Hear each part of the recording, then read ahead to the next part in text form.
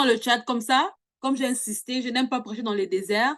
Je ne suis pas Jean-Baptiste, malheureusement. En tout cas, je ne suis pas la voix qui crie dans les déserts. On va, on va communiquer, on va parler. Et au fur et à mesure que on va partager. Si vous avez des questions, notez-les quelque part. Et j'aimerais dire à la sœur, parce que je n'ai pas accès à mon WhatsApp, je ne sais pas, peut-être il y aura beaucoup de... Je ne sais pas s'il y a, il y a moyen que je voie les questions personnellement, mais s'il n'y en a pas et que je suis un peu perdue dans le chat parce que je ne saurais pas suivre le chat et faire répondre aux questions en même temps, s'il y a une question qui est posée, tu peux me l'envoyer par iMessage, comme ça j'ai accès à iMessage, mais je n'ai pas accès à WhatsApp. D'ailleurs, par rapport à ça, si vous avez des questions, il y a des personnes qui sont Mhm. nommées modérateurs 1, modérateur 2 ou toutes les personnes en co-host. Vous pouvez leur écrire directement vos questions si vous ne voulez pas écrire dans le chat général et nous, on va pouvoir Mhm. en transmettre à Béni. Voilà. S'il vous plaît, je le répète encore, ne m'envoyez pas des questions sur le chat ou bien ne me faites pas un message direct. Je ne saurais pas voir. Et voilà. OK. La guérison, la guérison. En tout cas, comme je l'ai dit auparavant, quand je l'ai dit dans mon introduction, je suis enfant des dieux, mais Dieu m'a aussi fait grâce de travailler dans la psychologie, tout ce qui est santé mentale et tout ça là. Donc, on sera et scientifique et spirituel. Ça va déjà, non? On va prouver, parce que souvent, les gens disent, voilà, les chrétiens, on en parlera quand on est chrétien, voilà, on a reçu Christ, tout va bien, tout est OK, tout. Voilà. C'est qu'un chrétien ne peut pas faire ci, ne peut pas être dans ça, ne peut pas se retrouver dans ça, ça, ça. On va vraiment se poser des bonnes questions et par la grâce de Dieu, on va y répondre. D'accord, on a parlé des... Il y a le verbe guérir et il y a le verbe prospérer dans notre thème. Guérir pour prospérer. Bon, heureusement pour nous, Patricia nous a fait une introduction. Moi, si j'étais quelqu'un, on m'a invité guérir pour prospérer, je vais me dire, ah, et je vois quelqu'un qui vient là, qui est habillé en short, je me dis, mais je pensais qu'il j'allais avoir un médecin, on allait avoir une conférence, on parle des guérisons, on va vous enseigner tout ce qui est biologie, tout ce qui est guérir pour prospérer. Quel est le lien entre la guérison et l'effet de prospérer? La sœur Patricia nous a un peu expliqué dans son introduction comment vraiment la prospérité en général est liée à notre guérison. Donc, c'est quoi la guérison d'abord? Il fallait quand même que je définisse les mots qui sont clés. Je ne suis pas allée loin, je suis allée sur Google, disponible. On dit la guérison, c'est la disparition totale des symptômes d'une maladie ou des conséquences d'une blessure avec retour à l'état de santé antérieur. Avant de continuer, je ne sais pas quand on nous invitait, on nous avait dit qu'on est en conférence, donc il faut prendre votre bloc-notes, il faut prendre votre iPad, votre téléphone. Qui n'a pas encore je donne 1 minute pour les gens pour chercher si vous écrivez, moi j'ai mis mes notes ici. Si vous écrivez sur vos téléphones, vous vous sentez beaucoup plus à l'aise électronique, vous prenez, vous écrivez manuellement comme ça. En tout cas, moi, j'ai les deux, électronique et puis j'ai mes notes ici.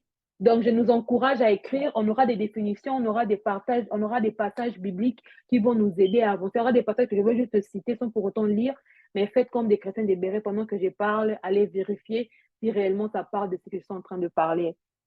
Je disais, la guérison, selon la définition générale, c'est la disparition totale des symptômes d'une maladie ou des conséquences d'une blessure avec retour à l'état de santé antérieur. Ça veut dire, quand on est guéri, il n'y a plus de traces. Donc, tu redeviens comme quelqu'un qui n'a pas connu ce par quoi tu es passé avant de passer par la guérison. Par exemple, quelqu'un qui est à la malaria, qui va voir un médecin, on lui donne des médicaments. Les médicaments, le processus de guérison va passer par la consultation chez les médecins, puis les médecins te prescrivent des médicaments, ou bien, par exemple, on te perfuse et tout ça là. Quand les médicaments vont faire effet dans ton corps, tu vas redevenir comme quelqu'un. Si je t'avais vu la semaine dernière et que tu es réellement passé, et que tes anticorps ont réagi par rapport aux médicaments et aux produits, quand je vais te retrouver la semaine prochaine, tu seras différent de la personne que j'ai rencontrée avant que tu ne passes par les processus de la guérison. Là, nous sommes encore dans le domaine de la guérison généralement. On dit c'est un retour, c'est comme si tu n'avais pas connu c'est par quoi tu es en train de passer. D'accord? Et prospérer, c'est être dans une situation favorable, une période de croissance, de développement. Prospérer, selon les dictionnaires, c'est être dans une situation favorable, une période de croissance et de développement. On avance. Et aussi, on devait quand même, parce que là, elle a parlé des blessures, elle a parlé de guérir de quoi? Parce que je me suis dit, je vous ai dit ici, j'allais me dire, peut-être on va parler, c'est une conférence des médecins, c'est une conférence, parce que souvent, quand on parle de l'éternel Dieu qui guérit, on fait souvent allusion à la santé physique. Donc, quand on me dit guérir, africaine que je suis, je vais directement penser qu'on est en train de parler de la santé physique, mais là, parce que ça nous parle de la santé mentale. Comment ça? Je devais quand même aussi nous définir les blessures intérieures. Les dictionnaires encore, j'ai fait recours au dictionnaire en tout cas, on ira petit à petit, ok? Les dictionnaires nous disent les blessures intérieures, ce sont des traumatismes qui ont été mémorisés dans l'inconscient.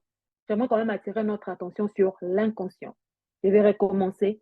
Ce sont des traumatismes qui ont été mémorisés dans l'inconscient et dans les cellules.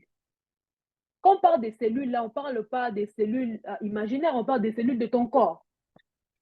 Donc, ce qui veut dire que quand tu es blessé intérieurement, quand inconsciemment tu as mémorisé des choses, des traumatismes, des choses qui t'ont choqué, cela a aussi un impact dans tes cellules. Là, nous sommes encore dans le domaine scientifique. C'est prouvé par la science que quand tu es choqué, quand tu es traumatisé par des événements, cela affecte aussi tes cellules en tant qu'humain. Voilà pourquoi nous avons d'autres personnes qui, à cause des blessures, ont développé des problèmes d'estomac.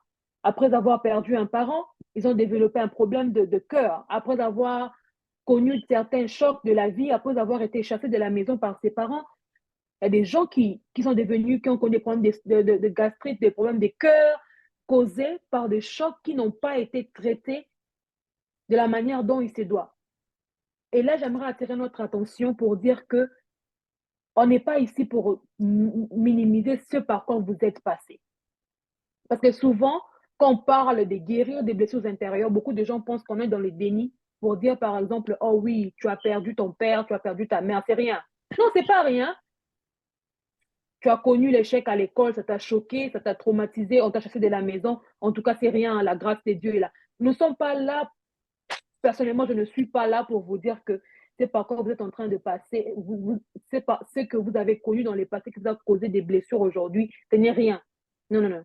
Pour guérir des blessures, nous ne sommes pas obligés, nous ne devons même pas être dans les dénis.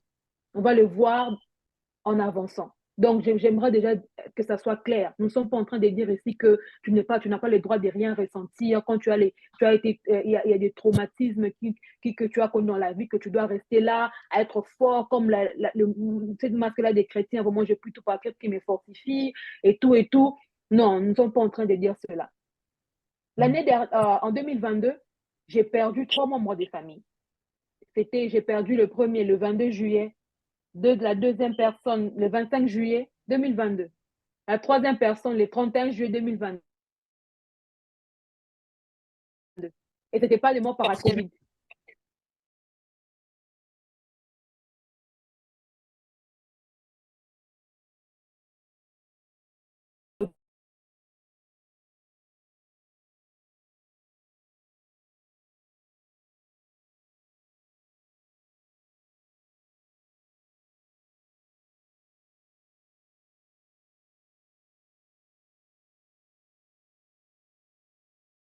Elle m'a demandé d'abord, est-ce que tes frères là, ils connaissaient le Seigneur? J'ai dit, mais oui, quand même, tu dois être contente. Ils sont au ciel. Ok. Ils sont au ciel, mais ils ne sont pas là. Donc, je suis en deuil. Tu veux que je mette, voilà, Seigneur, voilà, tu as fait des grandes choses, je suis dans la joie. Vous voyez un peu ces genres de commentaires qui peuvent pousser à ce que pour que je sois bien, pour que je vive bien mon deuil, pour que je vive bien le traumatisme que ça m'a causé. Parce que perdre 3 membres de famille, ce n'est pas la joie. Pour que je passe par le processus de guérison, il faut que je vive dans le déni pour dire que voilà, même s'ils sont décédés, de toutes les façons, ils étaient chrétiens, ils sont au ciel. Ils sont au ciel, mais ils ne sont pas ici avec moi. Vous voyez un peu? Donc, déjà, nous ne sommes pas ici en train de dire que c'est par quoi vous êtes passé, ça ne vaut pas la peine. Et scientifiquement encore, l'OMS définit la santé mentale comme un état de complet bien-être. Il définit la santé, une bonne santé, pardon. L'OMS, l'Organisation mondiale de la santé, définit une bonne santé comme un état complet de bien-être physique, mental et social. Donc, quand l'OMS, scientifiquement, quand l'OMS te dit que tu es en bonne santé, ça ne veut pas seulement dire que tu es en bonne santé physique. Premièrement, j'aimerais d'abord te dire, quand je te dis comment tu vas, on a souvent 2 réponses. On a la réponse Instagram, on a la réponse réseaux sociaux, et puis on a la vraie réponse. Ceux qui me connaissent savent que j'aime beaucoup demander comment tu vas dans la vraie vie. Donc, comment tu vas? Je te demande d'abord comment tu vas. Tu me dis, je vais bien, puis je te demande, alors comment tu vas dans la vraie vie?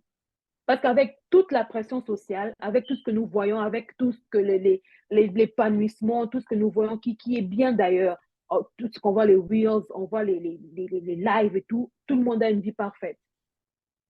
Et on a peur d'être vulnérable et de s'exposer. On se dit, comment tu vas? Tu fais les classiques, je vais bien et toi? Alors que la nuit dernière, tu as pleuré. L'OMS, scientifiquement, fait le lien entre le bien-être physique et le bien-être mental. Ce qui fait que quand tu me dis que tu es en bonne santé, eux, ils se disent que tu es en bonne santé physiquement, tu es en bonne santé mentalement, et ils ajoutent encore bonne santé socialement. C'est que tu te retrouves dans un milieu qui te permet de t'épanouir. Et beaucoup de gens, quand on parle de la santé mentale, je me souviens, une fois, une tante, on parlait au téléphone, elle me dit, mais ah, Béni, aux États-Unis, tu étudies quoi? Je dis, non, j'ai étudié la psychologie. Je dis ça en lingala, puis je vais traduire. Papa, traduction, ton père est en train de dépenser tout cet argent pour toi d'étudier aux États-Unis juste pour que tu puisses soigner les fous. Ceux qui ont la santé mentale, c'est quand on parle des problèmes de santé mentale, on n'est pas en train de parler des problèmes psychiatriques. OK? Yes way, Saint-Fiche Kipolu, yes way. She really say that. She did say that. Et quand je dis, par exemple, je suis en train d'étudier, parce que j'ai fait clinical mental health counseling, c'est un peu les thérapeutes pour devenir thérapeute de la santé mentale. On me dit, mais tu vas traiter des fous? Non, tu n'es pas fou. Je ne sais pas l'image de la société dans laquelle tu as grandi, a donné quel genre d'image aux personnes qui sont en train de souffrir mentalement. Ce n'est pas parce que tu as l'anxiété que tu es folle. Tu peux faire des crises d'anxiété, mais ce n'est pas des crises de folie. Ce n'est pas parce que tu es dépressif que tu es fou. Pas parce que c'est pas parce que c'est pas, voilà, je vais même dire ça comme ça. C'est pas parce que tu es dépressif que tu es moins chrétien. C'est pas parce que tu as des épisodes où tu ne vas pas bien mentalement que cela fait de toi, enlève le fait que tu sois enfant de Dieu. En tout cas, on va voir un exemple tout à l'heure là, de quelqu'un qui connaissait le Seigneur, qui servait, qui était craint, qu'on craignait, mais qui est passé par la dépression. Et c'est dans la Bible. D'accord? Maintenant, bibliquement, pourquoi, on va répondre à la question, pourquoi une bonne santé mentale est indispensable? On va prendre la Bible, maintenant on revient dans la Bible, on ne va plus rentrer scientifiquement, maintenant on rentre dans les choses que j'aime. C'est vrai que je suis scientifique, mais on dit pourquoi guérir des blessures intérieures est indispensable? Comme on l'a dit, scientifiquement, c'est prouvé que tous ces domaines-là sont liés. Donc, si tu n'arrives pas à entrer dans le processus de guérison pour ta santé mentale, à la longue, cela va affecter ta santé physique et même ta santé sociale, dans l'environnement dans lequel tu te trouves. On va en parler en profondeur dans les minutes qui suivent. La Bible dit dans 3 Jean 2, la version Darby, bien-aimé, je souhaite qu'à tous égards tu prospères et que tu sois en bonne santé, comme ton âme prospère. Prospérer à tous égards, comme ton âme prospère. Nous sommes tripartites. Qui ne croit pas en cela, en tout cas, maintenant, si vous ne croyez pas qu'on est, on est 3, comme je suis là, je suis 3. Qui ne croit pas ça? Patricia, tu peux me dire, je vais dire quoi par là? Que je suis 3. Esprit, âme et corps. Très bien. Ça, c'est moi, la fille de papa Castanou. L'esprit, l'âme et le corps. Quand j'ai reçu Christ, mon esprit a été sauvé directement. Et le Saint-Esprit communique avec mon esprit. Mais mon âme est en progression. Mon âme est en rééducation. Déjà, il faut qu'on sache que quand l'environnement dans lequel nous avons grandi a un impact direct avec notre âme. Des gens qui ont grandi en Europe et ceux qui ont grandi en Afrique n'ont pas été exposés aux mêmes choses. Quand même, une parenthèse, parfois tu pars dans l'église des Blancs, un pasteur peut venir comme ça, il s'habille en jean, en t-shirt, et puis il a des tatouages, ça choque personne. Mais tu vas à Kinshasa, mon frère, si tu t'es converti, la première des choses que tu vas faire, c'est d'abord d'enlever les tatouages. Je ne sais pas comment tu vas faire, mais tu vas d'abord enlever parce qu'on ne peut pas. C'est juste culturel. Et notre âme a été exposée à certaines vérités par rapport à notre culture qui ne sont pas forcément conformes à la parole de Dieu. Je ne dis pas que tout ce qui est culturel est mauvais. Mais quand on vient à Christ, notre esprit a été renouvelé et notre esprit doit avoir un impact sur notre âme. Pourquoi j'ai fait le lien entre l'âme et la santé mentale?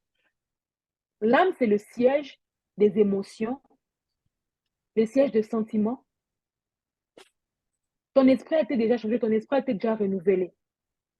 Mais ton âme a besoin d'être impactée par ton esprit. Tu as été exposé à des traumatismes.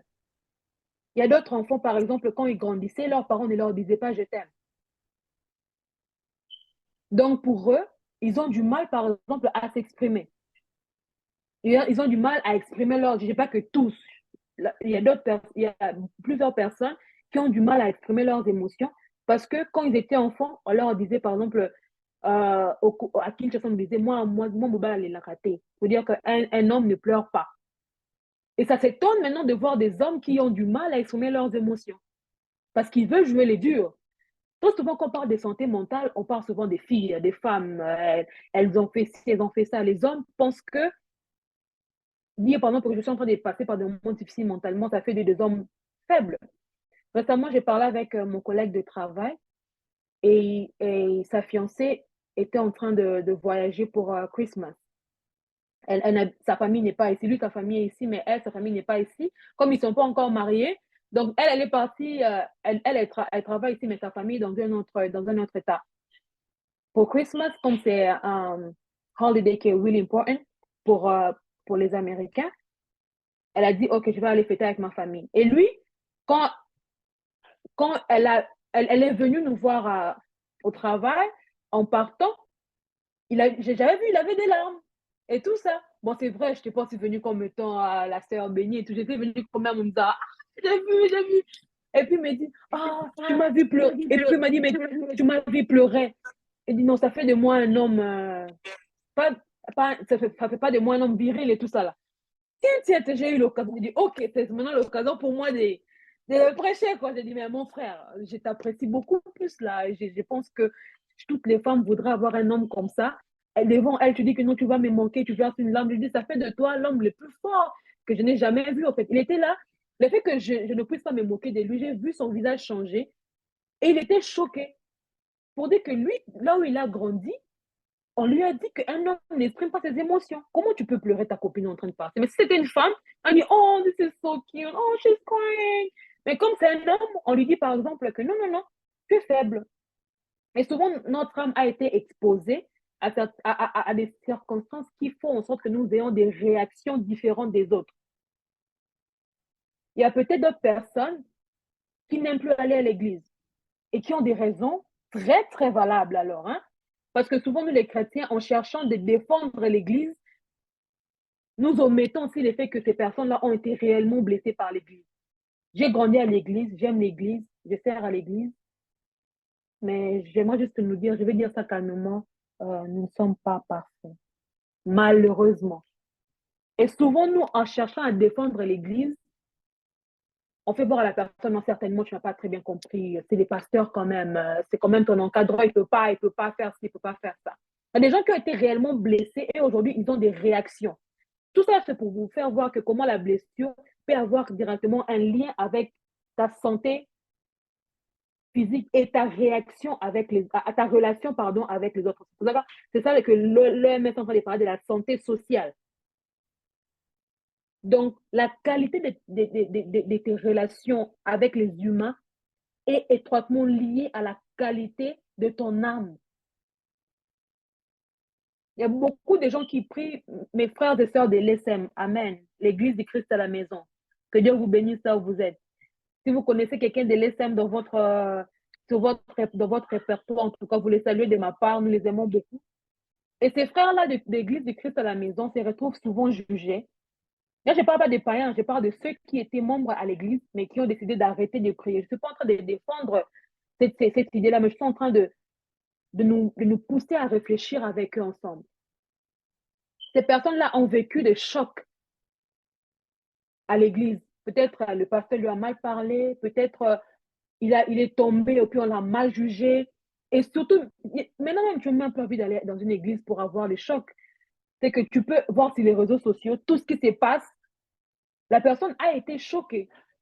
Et sans se rendre compte, cela a fait en sorte que la personne définit maintenant tous les corps du Christ, tous les pasteurs du monde par quelqu'un qui est tombé. Et vous savez que nous sommes tous exposés à des blessures et nous avons déjà blessé quelqu'un, vouloir ou pas, consciemment ou inconsciemment. Personne n'a l'immunité contre les blessures intérieures. Nous sommes tous les jours exposés à être blessés intérieurement. J'aime toujours dire avoir mal, c'est humain, mais souffrir, c'est un choix. Rencontrer des difficultés, des épreuves, chaque humain va passer par cela. Mais demeurer dans cet état-là, de tristesse, de colère, de cet état-là, le manque de pardon et tout ça là maintenant, ça devient notre choix personnel. Et ces gens ont été blessés dans la vie. Ils ont été blessés par l'Église.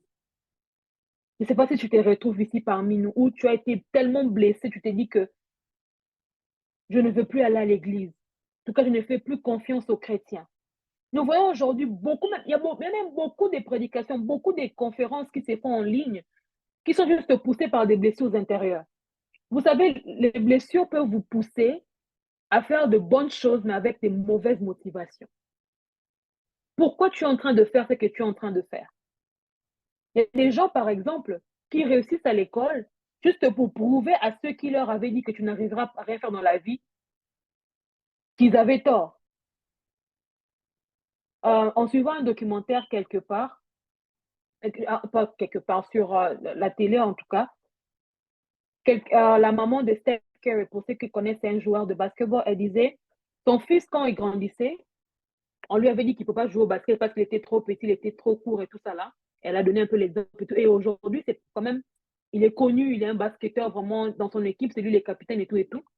Et j'avais aimé ce qu'elle a dit. Elle a dit, life is not about proving people wrong. It's about proving yourself right. Traduction. La vie, ce n'est pas question de prouver aux gens qu'ils ont tort. C'est de prouver à toi-même que tu as raison de faire ce que tu es en train de faire. Aujourd'hui, nous avons des TikTok, des prédications basées sur comment se méfier des gens. Les humains sont mauvais. Faut faire, on est fiers, hein? Ne fais confiance à personne. Ne dis tes problèmes à personne. Où pensez-vous que ce genre de pensées viennent? D'où pensez-vous que ça vient? Quand Dieu a créé l'homme, il a créé l'homme il n'a pas voulu que... L'homme n'a jamais été seul. Il a créé les animaux, il a créé l'environnement, et puis il a mis l'homme. Elle dit, OK, maintenant je vais faire pour lui une aide semblable.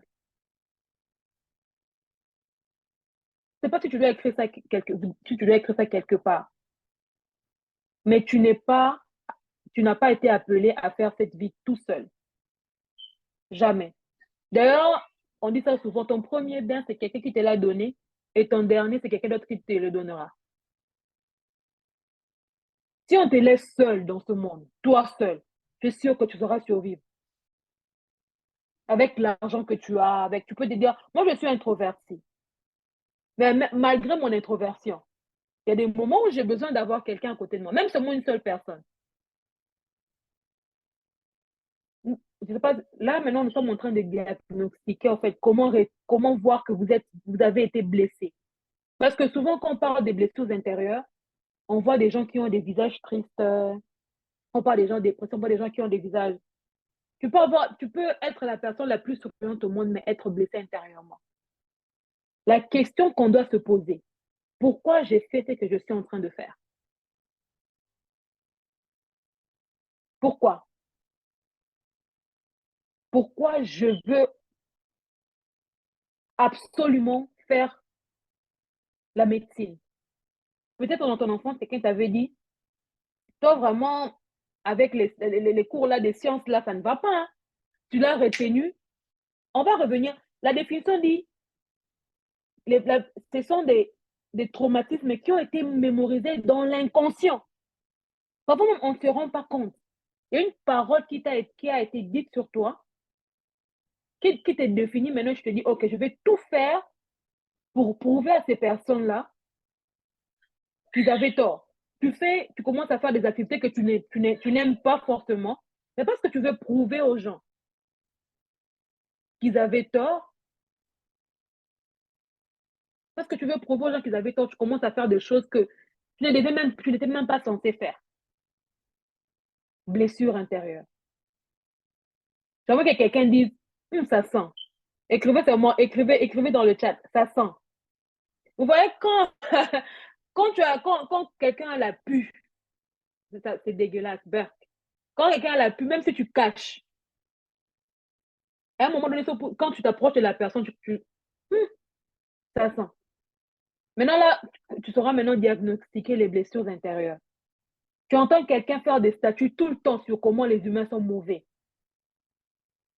Là, vraiment, ça sent. Blessé. Vos pasteurs, ils font que manger vos dîmes. Ça sent. Les frères en Christ sont des hypocrites. Les frères en Christ, ils viennent là. Ils vous prêchent. La soeur là-même, elle a mis ses lunettes là. Elle prêche comme si elle-même. Est-ce qu'elle-même d'abord elle vit ce qu'elle prêche? Ça sent. Tu es blessé. Les papas ne sont pas attentionnés. Les papas n'aiment pas leurs enfants. Les papas sont beaucoup plus attachés aux filles qu'à leurs garçons. Ça sent. Moi, je ne fais plus confiance aux hommes. Ça sent. Ça sent. Et il est temps. J'ai béni Dieu. Mes frères ivoiriens disent, comme ils disent, une canne qui sera douce quand tu vois, tu sais. Moi, je dis une année qui sera douce, là, quand tu vois, tu sais. Une année qui sera prospère, là, quand tu vois, tu sais. Comment le Seigneur peut nous inspirer en janvier de commencer une année en cherchant que nous puissions être guéris émotionnellement? Parce qu'il veut que nous puissions avoir une année prospère. Tes réactions peuvent nous faire voir que tu as été blessé. Ta manière de réagir, ta manière de répondre aux gens. Il y a des sœurs qui se cachent derrière, oh oui, en tout cas, avant que je parle avec cette sœur-là, je dois vraiment beaucoup prier. C'est bien, hein? C'est bien, je dois vraiment beaucoup prier. Tu rencontres une personne, tu soupçonnes directement. La personne ne t'a rien fait. Parce qu'on t'a trahi quelque part chez une sœur en Christ. Chaque sœur que tu rencontres à l'église qui est gentille envers toi, pourquoi elle m'est sauvée comme ça? Pourquoi elle est trop gentille comme ça? Elle cache des choses, elle est hypocrite. Tu ne connais pas la personne. Le soupçon, c'est aussi un signe que ça sent. l'amertume, la jalousie. La Bible dit que c'est de l'abondance du cœur que la bouche parle. Déjà, en ayant une conversation avec toi, 1 heure de conversation, si tu es quelqu'un d'éveillé spirituellement et mature émotionnellement, tu peux déjà détecter que cette personne ici a connu des blessures. Tu peux pas, quand tu es loin de la personne, c'est comme quelqu'un qui a caché sa plaie. Tu vas pas savoir, mais plus tu t'approches, plus tu passes du temps, plus il y a quelque chose qui ne va pas là-bas. Tu commences à voir des pus qui sortent. Tu te dis, oh, je ne voyais pas ça de loin. Je ne voyais pas ça de loin.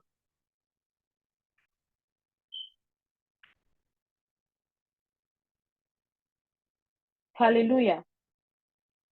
Les blessures sont mémorisées dans l'inconscient. Elles sont mémorisées dans l'inconscient. Et j'ai parlé tout à l'heure de l'éducation de l'âme. L'âme, ça s'éduque. Et la Bible nous dit dans Romains 12, 2, la version parole des vies, ne suivez pas les coutumes du monde où nous vivons, mais laissez Dieu vous transformer en vous donnant une intelligence nouvelle. Ainsi, vous pourrez savoir ce qu'il veut, ce qui est bon, ce qui lui plaît, ce qui est parfait. Et je vais lire encore Proverbe 4, 23, version Semeur. Par-dessus tout, veille soigneusement sur ton cœur, car il est à la source de tout ce qui fait ta vie. Dans notre version, on parle de ton âme. Et on a parlé, on a vu comment les blessures intérieures peuvent nous détruire nous-mêmes. Ça peut créer de l'amertume, comme je l'ai dit, la méfiance, la jalousie. Tu ne connais pas la personne. Dès que la personne s'approche de toi, tu te méfies de la personne parce qu'on t'a trahi dans le passé. Et comme je le disais au départ, nous ne sommes pas en train de diminuer ou bien de dire que voilà, c'était pas grave. En tout cas, la trahison, c'est pas une bonne chose, elle est mauvaise. Mais est-ce pour autant que je dois rester dans ça? Est-ce pour autant que je dois catégoriser toutes mes relations? Est-ce pour autant que je ne dois plus faire confiance à personne? C'est maintenant répandu partout. C'est une mode. On te voit femme forte, femme battante, parce que tu gères tout toute seule. Ma chérie, tu vas craquer. Mon frère, tu vas craquer. Tu gères tous tes problèmes. Moi, je me confie à personne. Moi, je ne parle à personne. Le Seigneur me suffit. Dieu me suffit. Aucune relation avec tes frères et sœurs. Et tu prétends avoir une bonne relation avec le Seigneur. Tu es sûr. Avec les frères et sœurs, ça ne marche pas. On te connaît, tu parles à l'église, tu parles en langue. Mais dès qu'on vient t'approcher, comme ça, tu lui donnes seulement un regard. Parce que pour toi, les autres, ça ne vaut rien. Christ est mon seul amour. Merci dans le chat, là, j'ai vu. En tout cas, je vous aime si vous réagissez bien. J'aime ça. Jésus-Christ, mon seul amour. Eh, Goumen Gospel. Moi, déjà, quand je vois seulement une amie mettre des statuts comme ça, c'est celle Jésus me suffit. Les hommes de ce monde peuvent te trahir, mais Dieu ne t'abandonnera pas. Ah, ça va, Yaya. Miséricorde, ma sœur Myriam, miséricorde, miséricorde. Oh non, les hommes peuvent t'abandonner, mais le Seigneur, lui, il est fidèle. Eh, ma chérie, viens, on va entrer dans les processus. J'ai une parenthèse, hein. Quel verset, ma perle? Le verset, nous avons lu Romains 12, 2, et nous avons lu aussi Romains 12, 2 dans la version Parole des vies, et nous avons aussi lu Proverbe 83 dans la version Semeur. Merci beaucoup, Patricia, merci. Donc, je disais, on va un peu parler du Goumen Gospel, non, quand même. Quand on parlait des blessures, dites-nous la vérité. Vous avez pensé un peu au Goumen Gospel, vous avez pensé quand même au Goumen, hein? Dites-moi la vérité d'abord dans le chat. Dites la vérité dans le chat. Quand on parlait des blessures, là, vous avez pensé au Goumen, non? Vous avez pensé au Goumen. Vous avez pensé au Goumen. Il faut me dire la vérité. Je veux que seulement une personne me dise dans le chat la vérité. On va parler un peu de Goumen. On va parler de Goumen aussi. Qui a pensé au Goumen? La sœur Noël, elle est toujours. Qui a pensé au gourmet? Qui connaît d'abord les gourmets? Nous tous, on est devenus ivoiriens, quoi. Chagrin d'amour. Beaucoup, alors beaucoup. J'étais choquée. En passant, j'ai fait beaucoup de suivi avec des frères et sœurs dans les seigneurs. On a de one-on-one. Et j'ai été choquée de savoir combien de personnes sont blessées à cause de ça. Alors moi, je suis passée par là, on ne va pas se mentir. Hein. J'ai été blessée de voir combien de collègues on avait. Combien de collègues de Goumen Gospel? Vous savez, d'abord, le chagrin d'amour en soi, c'est d'abord, ça fait hyper mal. Ça sent vraiment, oui, ça sent. Oui, les confrères, des collègues avec qui nous sont passés par le Goumen Gospel. Vous avez d'abord le chagrin d'amour, déjà, comme ça fait mal. À plus forte raison, le chagrin d'amour qui vient de l'Église. Parce que très souvent, surtout quand on est déjà mature spirituellement, on s'est mis en relation, on s'est dit, voilà, on a la conviction que c'est le Seigneur qui nous veut dedans. Et en tout cas, je parle des relations saines. Hein. On se projette déjà dans les futurs, les mariages et tout. Dans le monde encore, on était là, les gens étaient là et se mettaient en couple pas juste pour s'amuser. Mais généralement, pour des gens qui sont sérieux dans leur marche avec le Seigneur, quand ils se mettent ensemble, c'est pour aboutir au mariage. On appelle ça cheminement. Fréquentation, cheminement, on évite le mot copinage parce que ça a une connotation vraiment mondaine. En tout cas, pour la plupart des cas, on dit cheminement, on dit fréquentation. Et très souvent, quand on est avec les frères ou la sœur, on s'est dit que voilà, c'est l'enfant de mon papa, ça va bien marcher, la sœur sera parfaite, elle a l'intercession, les sœurs de l'intercession. Elle a l'intercession, il est pianiste, les pianistes. Il prêche, les prédicateurs.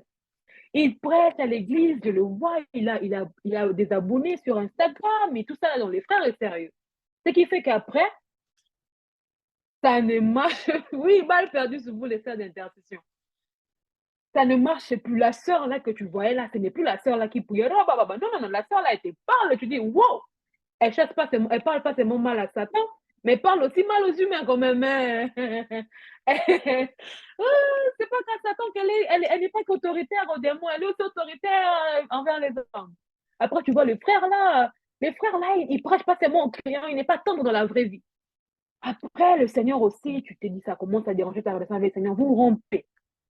Mais comme c'était tellement connu dans l'église, les pasteurs aussi étaient au courant, il y a le choc qui te fait. Et ces chocs-là, je me dis que le gourmet gospel, c'est le gourmet le plus douloureux, en tout cas. Parce que le gourmet mondain, on se dit, non, c'est un frère dans le monde. C'est pas trop ça. Mais les chrétiens, souvent, quand ils se mettent ensemble, c'est vraiment dans les procédures. Voilà pourquoi on parle même de ces présentations chez les pasteurs. En tout cas, j'espère que vous faites de la bonne manière. Hein?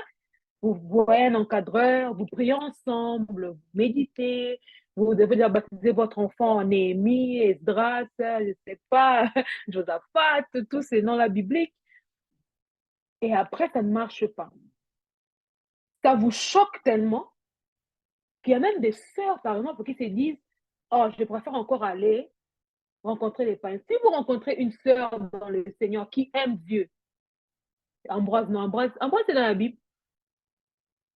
C'est pas dans la Bible, hein? Cherchez-moi les Barthélemy, les Mathias. Écrivez des noms bibliques dans les chats. Comme ça, je sais qu'on se suit. Si vous rencontrez une sœur dans le Seigneur ou un frère, voilà, David. Si vous rencontrez un frère ou une sœur dans le Seigneur qui se dit, par exemple, oh, moi, les frères en Christ. Non. Moi, je préfère encore prendre un païen. Moi-même, je vais l'aider à se convertir.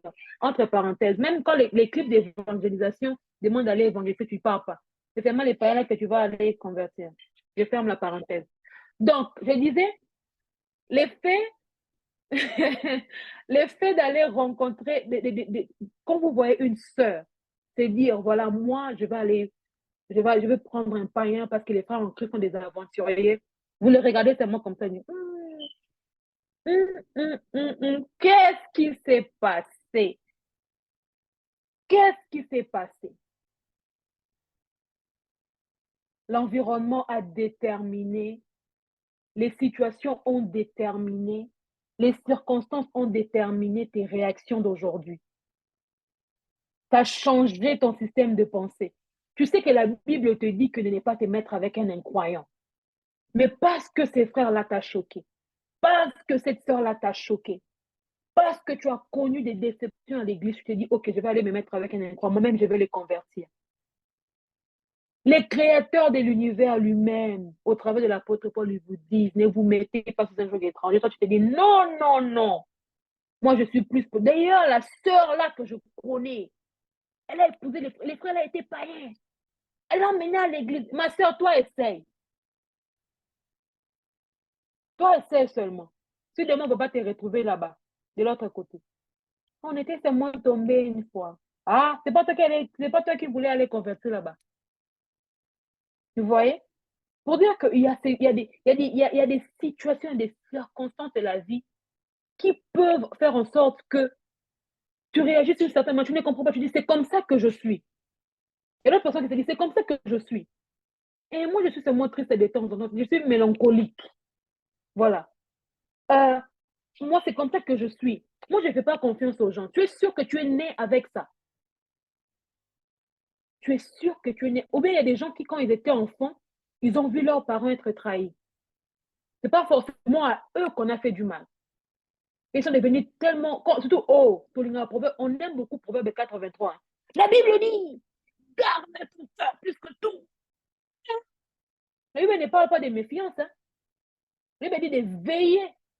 Donc, c'est-à-dire, quand les choses viennent vers toi, tu veilles à ce que ça ne soit pas des choses qui vont détruire ton âme. Est-ce que tu veilles sur ton cœur ou bien tu as mis des garde-fous où les gens ne peuvent pas entrer? Personne ne peut te connaître. Tu gardes ton cœur ou bien tu es méfiant. Ne pas faire confiance aux gens, ce n'est pas garder son cœur. Je suis désolée. Tu vois pourquoi j'aime lire la Bible dans plusieurs versions. Voilà pourquoi j'aime lire la Bible dans plusieurs versions. Ici, dans la version Parole de vie que je l'ai dit, on a dit veille soigneusement sur ton cœur. Dans notre version, on dit fais attention à ce que tu penses au fond de toi-même. Peut-être que vous allez croire que je suis en train de mentir. Je vais le chercher rapidement. Je vais chercher ça rapidement et puis on va continuer. Bientôt là, je vais chuter et puis on va avoir des questions. En tout cas, je dis c'était l'introduction. Vous dites, mais comment faire pour guérir tout ça là? On est en train de... On voit d'abord les symptômes. Comme ça, vous allez vous diagnostiquer. Et puis après, quand on va avancer, vous allez dire, OK, le serviteur a parlé de ces points, la servante de Dieu a parlé de ces points. J'applique ça dans ma vie. J'espère que jusque-là, on s'est fait comprendre.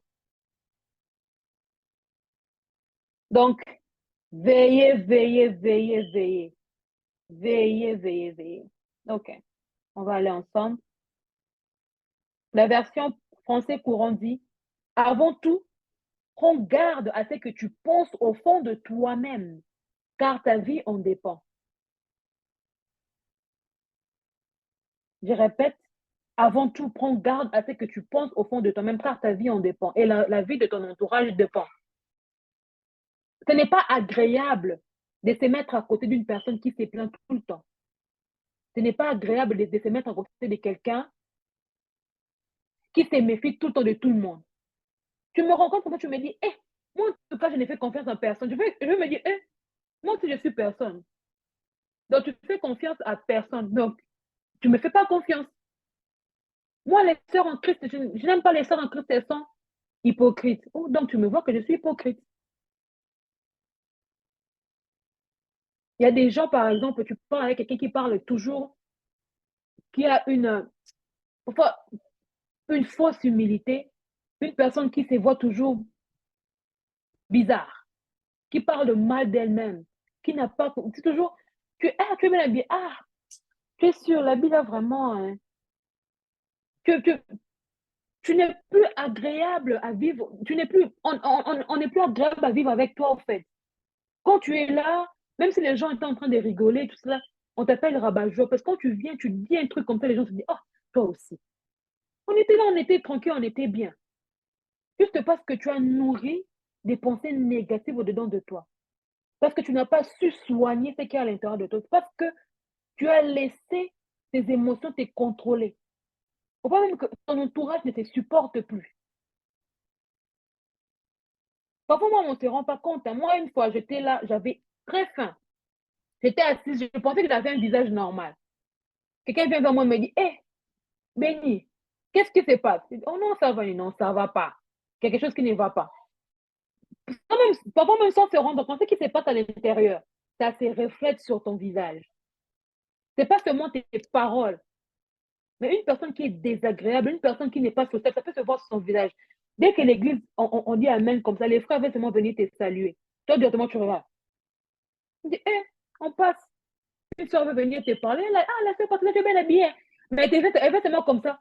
Et les compliments qu'elle avait, tu vois déjà la soeur s'approcher, tu donnes un regard, dis, pardon. Et après, nous sommes les premiers à nous plaindre. Oh, je suis seule. Les gens ne m'aiment pas. C'est vrai aussi des gens qui ont vraiment eu à ne pas avoir de la chance, cette grâce d'avoir des bonnes personnes autour d'eux. Mais pour la plupart des cas, nous sommes nous-mêmes la raison pour laquelle nous sommes seuls. Nous sommes infréquentables, insupportables. Surtout nous qui sommes à l'église. Nous prétendons avoir une bonne relation avec le Seigneur. Mais les gens ne peuvent même pas s'asseoir à côté de nous pendant longtemps. Parce que nous sentons, pas du corps, mais nos bouches, pas de la bouche, ça veut dire que tu as ton haleine. Non, tes paroles sont mauvaises. Ton attitude sent mauvais. On ne te fait pas des remarques parce que tu as eu une autorité dans ta vie, ton père ou ta mère qui a exercé une autorité vraiment abusive. On ne peut pas te parler. On ne peut pas te reprocher. C'est ça aussi, c'est aussi parmi les conséquences des blessures intérieures. On peut faire une blague à tout le monde, ça passe. Mais pour toi, qu'est-ce qui te fait plus mal au cœur? Moi, je vais raconter une histoire rapidement. J'ai rencontré, je crois, il y a plus de 6 ans, j'avais rencontré un couple rwandais. OK? C'est un pasteur, on me les a présentés, je devais aller dans leur ville, j'étais en mission. J'étais en mission dans leur ville. On m'a dit, OK, il y a un pasteur qui est prêt à vous accueillir et tout ça là. Je le rencontre, on dit, ah oui, on demande, tu vois qu'on me demande, tu viens d'où? On sait que je suis africaine. Moi, je suis congolaise. Et puis, il me dit, non, non, nous sommes du Rwanda. J'étais avec un autre frère, hein. Eh bien, d'accord, j'ai souri. Ah, OK. Ils m'ont servi quelque chose à boire, je n'ai pas pris. On m'a demandé de rester chez le couple. J'ai dit, non, non, non, j'ai une amie qui vit pas très loin. J'avais même pas prévu l'amie que j'allais vivre chez elle. Hein. Je l'ai appelée rapidement, gloire à Dieu, elle avait l'espace pour moi. Elle m'a dit, OK, pas de problème. Pendant ta mission là, j'étais en mission, hein, évangélique, je vous dis. Mon amie, elle me dit, oh, OK, viens t'asseoir, viens rester, je dis à t'asseoir, viens rester avec moi pendant la mission. Mon amie là aussi, elle n'a pas d'argent. Donc, du coup, on a eu à manger tellement les paix ensemble, on a rigolé et tout ça, là, tout ça. Et pourtant, on avait préparé la nourriture pour les missionnaires chez les pasteurs. Et pour ceux qui ne le savent pas, je sais que c'est répandu, les Congos ont un problème avec le Rwanda. Et l'autre frère avec qui on était, c'était un Ivoirien. Et du coup, en rentrant dans ma ville, dans le train, il m'a dit, mais Béni, tu n'aimes pas les Rwandais? Tu as un problème avec les Rwandais? J'ai dit, mais tu ne me connais pas, pourquoi tu me juges? Moi, je suis enfant de Dieu, comment je ne veux pas aimer les Rwandais? Comment je vais avoir un problème? Je dis, mais ton attitude envers ces pasteurs, tu n'as pas remarqué que ce n'était pas toi? Mais non, moi, j'ai sourié, on était bien, on rigolait. Elle dit, non, non, non. Tu étais pressé de partir, tu n'as rien pris chez eux, et puis tu n'as pas voulu rester chez eux. C'était des premiers Rwandais que je fréquente dans ma vie. Moi, j'ai grandi à Kinshasa. À Kinshasa, en tout cas, c'est pas fréquent comme à l'Est, je crois. À l'Est, il y a beaucoup cette fusion-là. Mais pour nous, à Kinshasa, c'est vraiment la haine, là, c'est ouf, 100%. Ils m'ont pas fait du mal à moi, mais sans me rendre compte. Puisque j'ai grandi dans un environnement où on parlait du mal des Rwandais, j'avais déjà mes prédispositions par rapport à eux. Ils ne m'ont pas fait du mal. C'était un homme de Dieu. Sa femme s'appelait d'ailleurs Gentille. Elle était hyper gentille aussi. Et j'étais là, j'ai fait l'examen des consciences. Et là, je vous parle, j'étais déjà convertie, servant dans l'église, baptisée d'eau et d'esprit, parlant en langue, prêchant l'évangile, sans savoir que j'étais blessée. Blessée pas forcément parce qu'un Rwandais m'a fait du mal, mais parce que je connais la situation que mes frères traversent à l'Est et parce qu'il y a une haine nationale qu'on a fait entrer par rapport Voilà, précision de détail, parce que souvent on pense que parce qu'on est chrétien, on n'est pas exposé à ça. Je ne le savais pas, je vous dis. J'ai revu encore, on a dit, c'est un traumatisme mémorisé dans l'inconscient. Je ne le savais pas. Je ne savais pas que j'ai détesté les Rwandais. C'est dit, j'ai détesté. OK, merci Seigneur. Parce que au travers de ces frères-là, je suis entrée dans les processus. C'était difficile. Et c'est vrai, quand j'ai parlé à mon père, il me disait, les Rwandais, non. Mais je ne pouvais pas aussi lui dire quand même, moi en tout cas, j'ai changé d'avis. Je les aime maintenant, ce sont mes frères dans le Seigneur. Et tu disais, même si les chrétiens, fais attention. Bon, entre parenthèses, mon père a été empoisonné quand il était à l'est du pays. Il était empoisonné par un Rwandais. Je ferme la parenthèse. Mais là, je suis l'histoire, connu l'histoire un peu plus tard. Il m'a raconté, il m'a dit, moi, quand j'étais en mission de service à l'Est, on m'a empoisonné par un ami rwandais. On était dans la même chambre, tout ça, ils m'ont empoisonné. Bon, bref. Vous voyez un peu, parfois, ce n'est pas forcément la chose qui a été faite directement à nous. Il y a des filles, par exemple, qui ont développé la haine envers les hommes, pas parce qu'elles ont connu un gourmand, mais parce qu'elles ont vu leur maman être maltraitée par leur papa. Moi, par exemple, les Rwandais ne m'avaient rien fait. Je ne pouvais pas les supporter. Ils viennent du Rwanda, mais quand les frères m'ont parlé, je me suis dit, ouh, c'est vrai. Je n'avais pas vous montrer, j'avais quand même discuté avec les frères.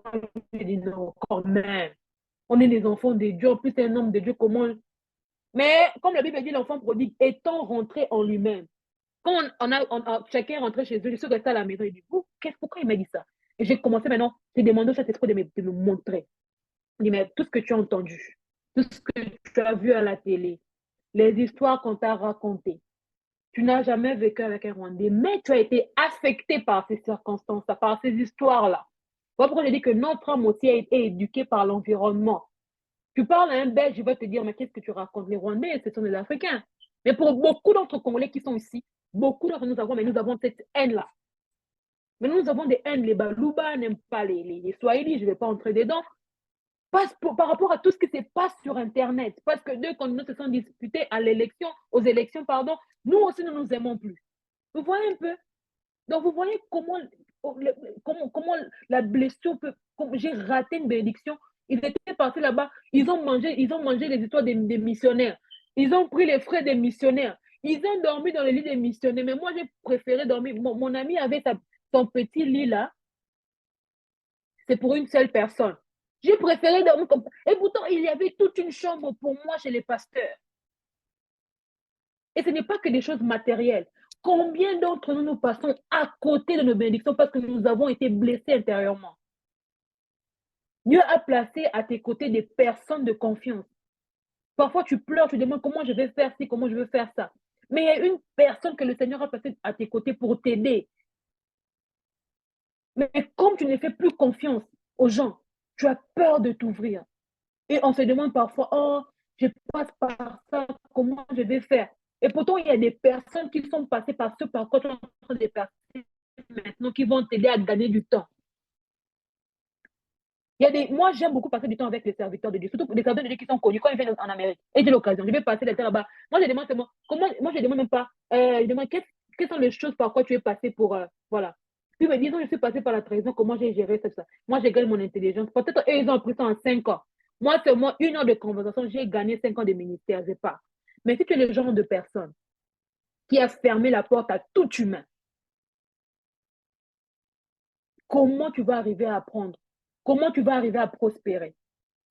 Comment tu vas arriver à réussir dans ton domaine? Les blessures intérieures. Les blessures intérieures. Personne n'est unanime. Personne. Alors, personne. Les circonstances auxquelles nous sommes exposés. Les personnes qui nous entourent.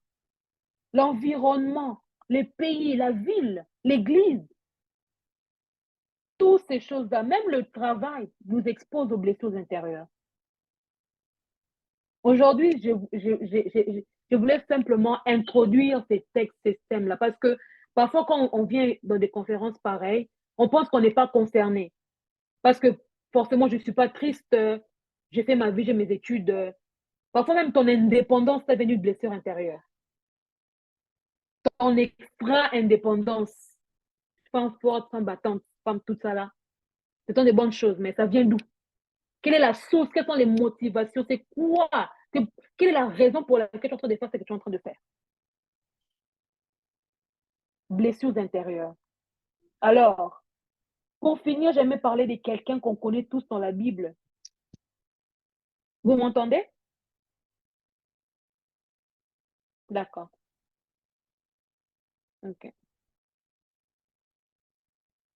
Je vais parler de quelqu'un qu'on aime beaucoup dans la Bible, le prophète Élie.